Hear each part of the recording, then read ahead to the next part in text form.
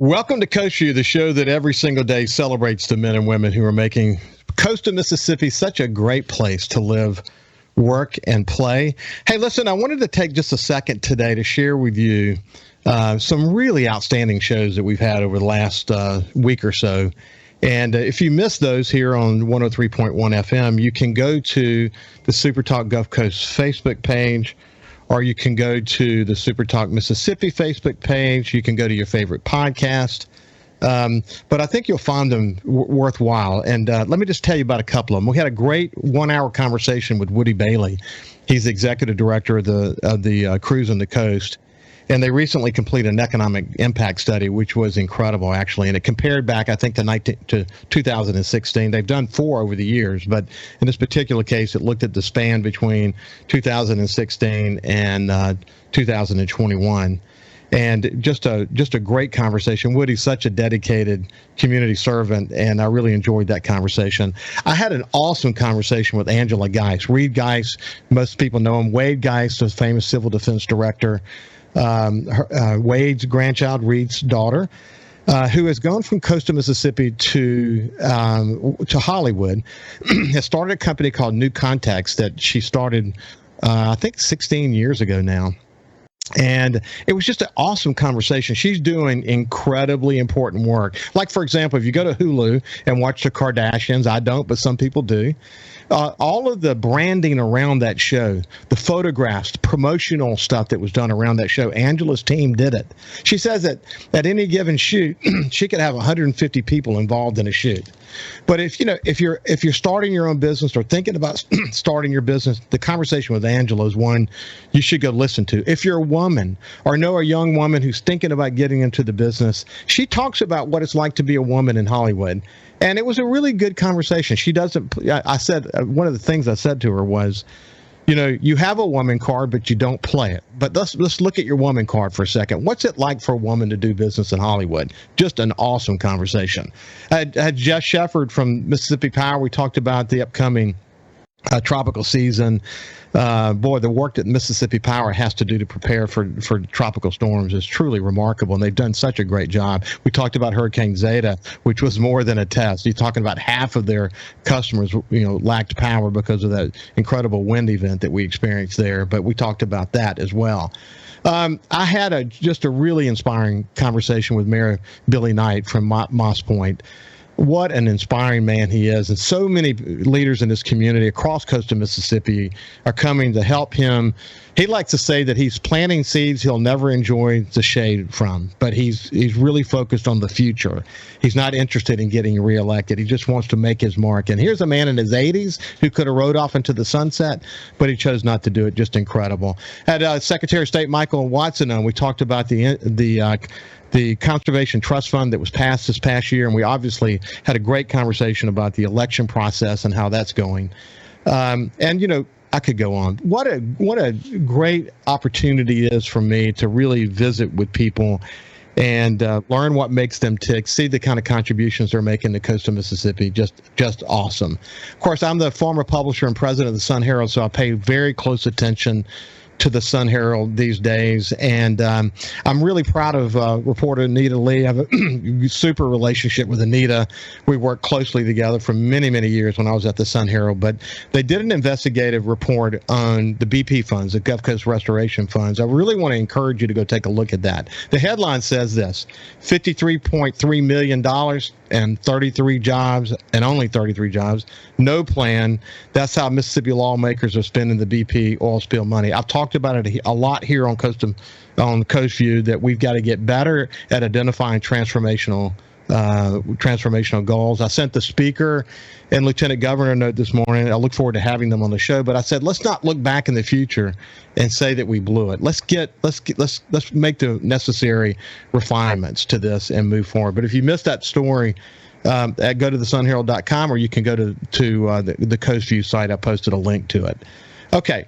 Now, I want to share a couple of quick quotes with you that apply to today's guest.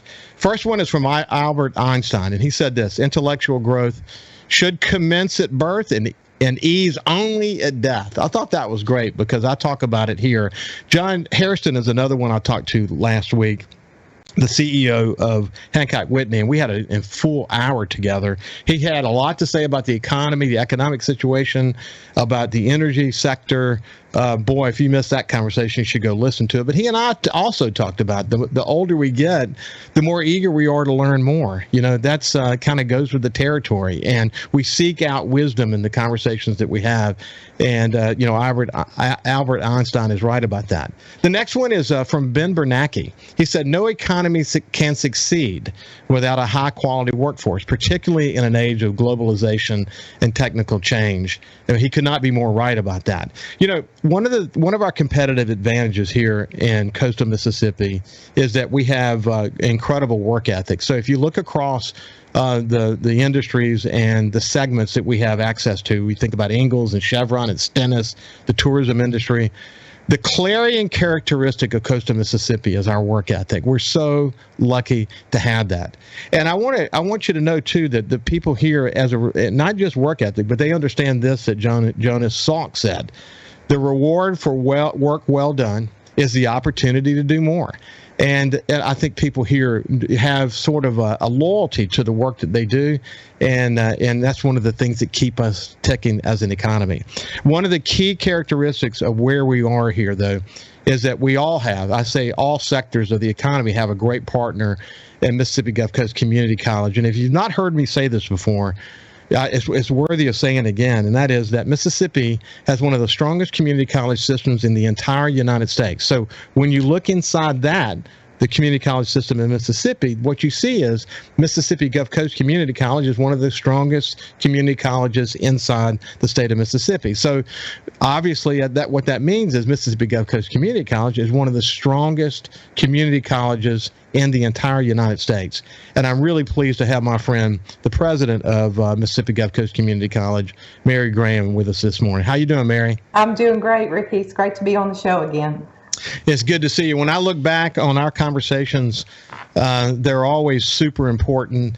And what I said about workforce development, I mean, we're not talking about this is just a niche part of the community college system. This is a defining characteristic of the community college system, isn't it? It certainly is. We actually have an entire campus, an entire division dedicated simply to workforce training. A lot of students engage in that as well, right? Oh, actually, Rick, we have more students in the non-credit workforce training sector of our institution than the academic sector. So, did you hear what she just said? Mm-hmm. So you think of Mississippi Gulf Coast Community College as an opportunity to get a great 2-year degree in a number of different fields, or a 2+2 program where you could go your first 2 years of college, like I did, and then go to USM, State, Ole Miss, or wherever you choose to go. You think of that, the college, and then you think of workforce development. You think of it maybe being just a niche, but she said now there's more people in the workforce development side than there is on the traditional educational side of the university. That's significant. Mary, you heard what I said about you have one of the best community college systems in America, but you do play on a national stage, don't you? We do. We're very fortunate to be engaged at the national level. We're very involved with the American Association of Community Colleges. We've received National Science Foundation grants. We've had a lot of resources through nationwide networks that have come into our institution. And you know better than anyone, Ricky, you have to network in order to draw the resources back to Mississippi.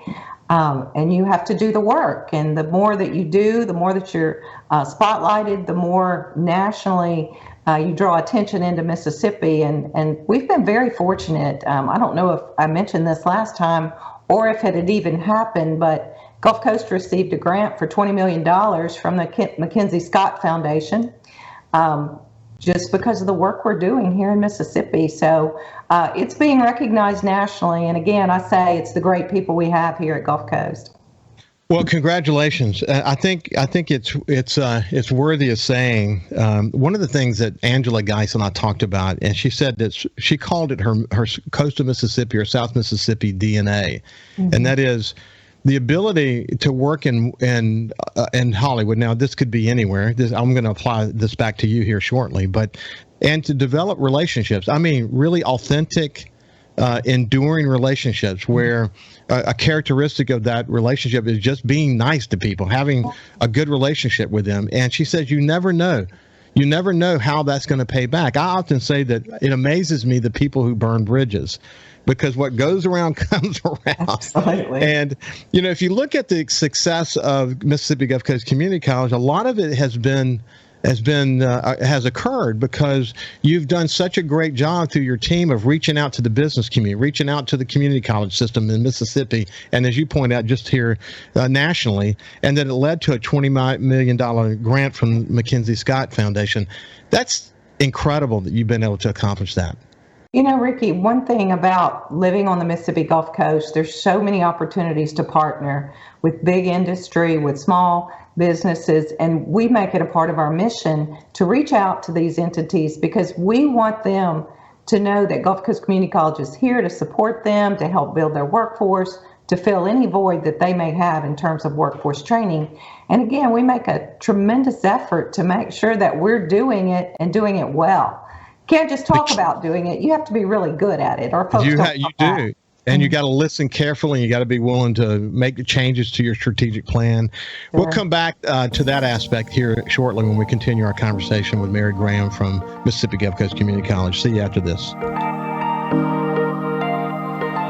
Welcome back to Coast Vue. I have Mary Graham with me from Mississippi Gulf Coast Community College. And, you know, it's always interesting, Mary, the conversations we have during the break. And what I find is that one conversation leads to another, and there's an accumulation of knowledge. And of course, you and I were talking about Angela Geis and some of what she taught us in the interview that we had with her. It's so important. You know, if you bring those Mississippi sensibilities wherever you go, you still gotta deliver. that opens the door and it creates great relationships, but then you gotta be smart as hell and earn the respect and opportunity to be able to serve a large constituency. And, you know, we were mentioning before we went to break about how really listening to your stakeholders leads to changes in your strategic plan. You guys have always been really strategically focused, but you have what I refer to as a living document, a living strategic plan, which is to say it's never set in stone. New inputs come in and can change things. It could change things in some cases, maybe dramatically, but it leads to a lot of new programs at the college. What's the latest on new programs? You know, Ricky, we're always looking to start new programs, but you hit on an issue that's critical, that we listen to our stakeholders and we watch the job market to make sure that if there is a void. A great example right now is a new Lpn Apprentice Program. We're one of the first in the state of Mississippi to offer a healthcare program in an apprenticeship model. So with Singing River Hospital, we have a group of individuals who are learning to be LPNs while they're working on the job. And so they have the opportunity to get paid for the job they're doing and to receive benefits, all the while they're training to be an LPN. Once they become an LPN, they'll be on a track to become an RN. So again, a lot of people just can't stop working and go to school. So this old apprenticeship model of training has kind of resurfaced, and it's such an effective method of educating individuals. It's working and learning and, you know, being in a cohort of support and having an industry guarantee you the opportunity to work. Well, Martha, Mary, what's important about what you said is this whole notion of listening. And, you know, the pandemic, think of the pressures the pandemic put in the medical field. It put pressures on all of us, but especially in that arena. And being able to turn on a dime, I mean, the shortage of nurses and all the issues that they were having, to have a program, I'm sure you guys probably put that together pretty rapidly in the scheme of things. But to be able to respond to a need like that so rapidly, gosh, that's so important, isn't it?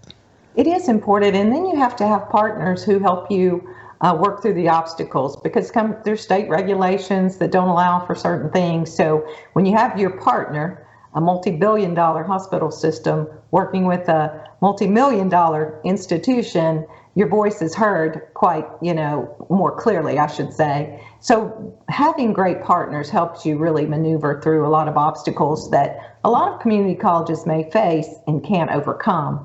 So we've been very fortunate. Our partners speak highly of the work we do, and so they're able to help us get things done. Well, you look at, a lot of our conversation to this point has been how you strategically position the community college to meet the needs of a growing list of stakeholders, et cetera, and the strategic focus. But let's look inside for a second, because at the end of the day, the students are what matters the most. How do students compare give me some metrics or some qualitative judgment on how the students are doing?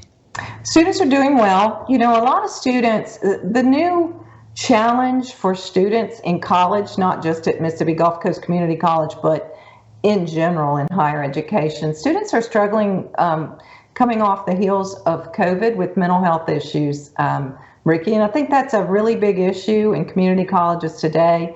They've been isolated, they've been in virtual learning environments, they haven't had exposure, they haven't interacted socially and had the opportunity to interact with instructors face to face. So we're dealing with some of that and trying to put some healthy opportunities in place, some support services in place to stand those students up and support those students should they encounter that. Now, that's a small segment of our community college system, but we do have residential housing, so basically we have them 24/7. So we want to make sure that we're supporting them in all ways possible. But our students are, I would say, smarter than ever. The average student's coming to us with higher ACT scores. Our retention rates are greater than they've ever been. People are staying with us to complete those degrees. We're serving, minority markets in a big way. And so it's a challenge every day, but as you said, you have to pivot and adjust to the market that you serve. You have to pivot and adjust to the workforce that you serve and the industry. And so it's all about being flexible in this environment. And so we've done that. Students are doing better than ever. We just graduated almost 200 nurses in May. So in the healthcare profession, several other different types of majors, but we're pushing folks out into the workforce as quickly as possible. Well, one of the things that's always been true about the community college system in Mississippi is that it's a pretty affordable education when you compare it to other comparable education, but you still work to try to offset college costs. So talk a little bit about that. Well, let me tell you one thing I'm really excited about, in addition to the Mackenzie Scott dollars, but we applied for a National Science Foundation grant, and this is where relationships at the national level really come into play. We received a $1.5 million grant, starts in August. So a student who majors in any field related to technology or the STEM field can go tuition free. So you think about that. We have 56 different career and technical programs, so it covers a lot of that space. And so basically, if you want to get an education, a 2-year degree at Gulf Coast, we can find a way to help you pay for it. We've got scholarships, awesome. We've got grants, we've got lots of opportunities. Listen, I've always been blown away with your athletic programs. How do you do it? Every time I turn around, there's some other national ranking. How do you do it? What's the secret sauce to the incredible success of athletics at Gulf Coast? We have great coaches. It starts with your coaching staff. And you also have to have really impressive facilities. Curb appeal is important. And so our board has invested quite a lot of money into improving our athletic facilities. So when you're recruiting those really outstanding athletes and you walk them through our facilities and through our dorms and our new cafeteria, those are things that matter, that students can relate to. But first and foremost, you have to hire the right coaches. You have to have a spirit of competitiveness.